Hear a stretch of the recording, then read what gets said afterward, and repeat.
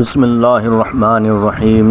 الصلاۃ والسلام علیک یا رسول اللہ وعلی آلک واصحابک یا حبیب اللہ الصلاۃ والسلام علیک یا نبی اللہ وعلی آلک واصحابک یا نور اللہ صلی اللہ تعالی علیہ وآلہ وسلم۔ فرمان محمد مصطفیٰ صلی اللہ علیہ وآلہ وسلم ہے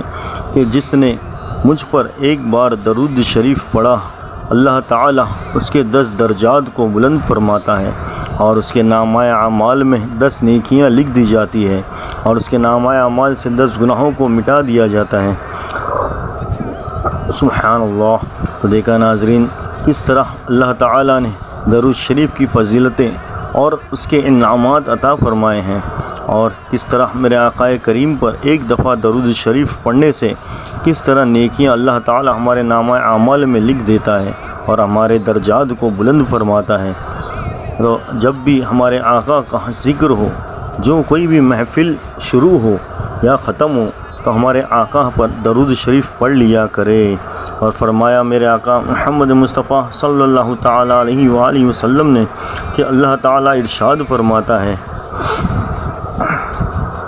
جس نے میرے کسی ولی سے عداوت رکھی میں اس کے ساتھ اعلان جنگ کروں گا، اور جو بندہ میرا قرب حاصل کرنا چاہتا ہے، میرا بندہ نوافل کے ذریعے میرا قرب حاصل کرتا رہتا ہے یہاں تک کہ میں اس سے محبت کرنے لگتا ہوں۔ جب میں اس سے محبت کرنے لگتا ہوں تو میں اس کے کان بن جاتا ہوں جن سے وہ سنتا ہے، اس کی آنکھیں بن جاتا ہوں جن سے وہ دیکھتا ہے، اس کے ہاتھ بن جاتا ہوں جن سے وہ پکڑتا ہے، اور اس کے پاؤں بن جاتا ہوں جن سے وہ چلتا ہے۔ اگر وہ مجھ سے سوال کرے تو میں اسے ضرور عطا فرماتا ہوں، اگر کسی چیز سے میری پناہ چاہے تو میں اسے پناہ عطا فرماتا ہوں۔ سبحان اللہ۔ دیکھا ناظرین اللہ تعالیٰ کس طرح اپنے مومنین بندوں کی بڑائی یہاں پر بیان فرماتا ہے، کس طرح اپنے اولیاء اللہ کی شان کو بیان فرماتا ہے، کس قدر اللہ تعالیٰ اپنے مومنین بندوں سے، اپنے ولیوں سے محبت کرتا ہے۔ جی ہاں ناظرین، آج ہم بھی اللہ تعالیٰ کے اسی ایک مقدس مقرب بندے کی، ایک ولی اللہ کی یہاں پر ذکر کرنے جا رہے ہیں، ان کے مزار اقدس، ان کے روضہ اقدس کی زیارت کرنے والے ہیں، اور انشاءاللہ تعالیٰ آپ کو ہم لے چلتے ہیں 40 گاؤں، جہاں پر اللہ کے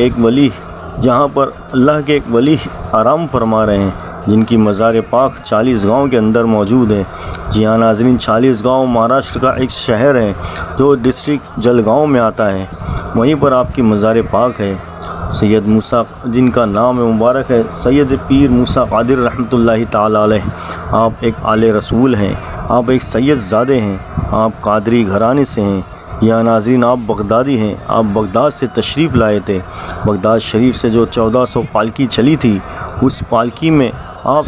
سید موسیٰ قادر رحمۃ اللہ تعالی علیہ بھی موجود تھے، اور جب آپ ہندوستان کی طرف آئے، آپ 40 گاؤں میں مقیم ہو گئے، آپ وہیں ٹھہر گئے، جہاں آپ ٹھہرے تھے وہیں آپ کا مزار پاک بھی موجود ہے۔ جی ہاں ناظرین، آج بھی سرکار سید موسیٰ قادر رحمۃ اللہ تعالی علیہ کا مزار پاک 40 گاؤں میں موجود ہے۔ تو چلیے ہم ان کی زیارت پاک سے مشرف ہوتے ہیں، سرکار سید موسیٰ قادر رحمۃ اللہ تعالی علیہ کے روضہ انور کی زیارت کرتے ہیں۔ تو چلیے ناظرین ہم آپ کو ان کے بارے میں کچھ مختصر سی معلومات دینے کی کوشش کریں گے۔ سید موسیٰ قادر رحمۃ اللہ تعالی علیہ سرکار غوث پاک کے پوتوں میں سے تھے، وہ ایک آل رسول ہیں، اور آپ کا عرس شریف ایک قوم اتحاد کی بے مثال ہے، اور آپ کا عرس شریف منانے کے لیے چاہے وہ ہندو ہو، مسلمان ہو، چاہے کوئی مذہب سے تعلق رکھتا ہو، جو بھی آپ کا چاہنے والا، آپ سے محبت اور عقیدت رکھنے والا ہے، بہت ہی عقیدت اور محبت سے آپ کا عرس شریف منانے کے لیے وہاں پہنچ جاتا ہے۔ سرکار کا عرس شریف 14 رجب کو آتا ہے، اور 14 رجب کو آپ کا عرس شریف منایا جاتا ہے، اور سب سے بہترین بات یہ ہے کہ سرکار کا عرس شریف جو ہے وہ راجو بھائی بال چندر دیشمکھ، جی ہاں ناظرین، ایک دیشمکھ گھرانے والے اس کو منتخب کرتے ہیں، ایک دیشمکھ گھرانے والے سب سے پہلے عرس کی شروعات کرتے ہیں، اور ناظرین اس دیشمکھ گھرانے کے پاس سرکار کی ایک زندہ کرامت بھی موجود ہے جو آج بھی ان کے گھرانے سے سرکار کے زمانے سے چلی آ رہی ہے، آج بھی ان کی وہ خدمت میں ہے، آج بھی سرکار کی اس کرامت کے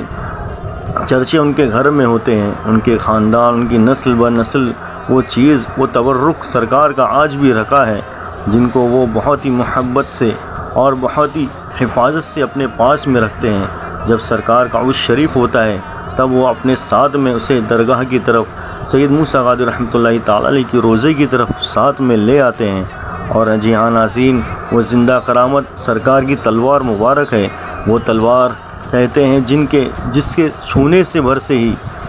جو بھی تکلیفیں، جو بھی بیماریاں، جو بھی روحانی اور جسمانی جو بھی تکلیفیں ہیں سب کٹ جاتی ہیں، سب دور ہو جاتی ہے، ساری پریشانیاں چھو ہو جاتی ہے۔ جی ہاں ناظرین، وہ تلوار مبارک کی زیارت بھی آپ کو ہم کرانے کی انشاءاللہ تعالی اس ویڈیو میں کوشش کریں گے، اور جب اس عرس کا وقت ہوتا ہے تو وہ دیشمکھ گھرانے سے جو اس گھرانے کا سب سے بڑا سردار ہوتا ہے، جو اس گھرانے کا مکھیا ہوتا ہے، وہ تلوار مبارک کو لے کر اپنے ساتھ میں سرکار کے روضے کی طرف روانہ ہوتا ہے۔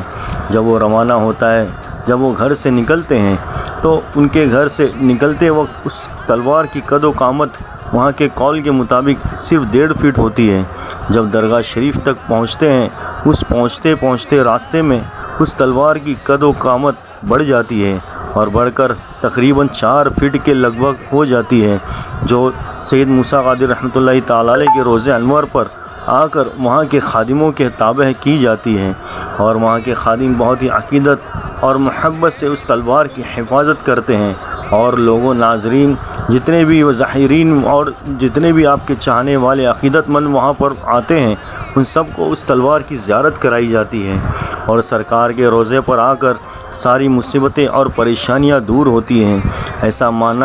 مانا جاتا ہے کہ جو بھی بیماریاں جس کا کوئی علاج باہر نہیں ہوتا، جو کوئی ڈاکٹر جواب دے جاتا ہے، جو بیماری پکڑ میں نہیں آتی، جس کی کوئی دوائیاں ملتی نہیں ہے، جس کے اوپر کوئی دوائی اثر نہیں کرتی، وہ سرکار کے روضے پر محبت سے حاضری دینے کے لیے آ جائے اور سرکار سے عرض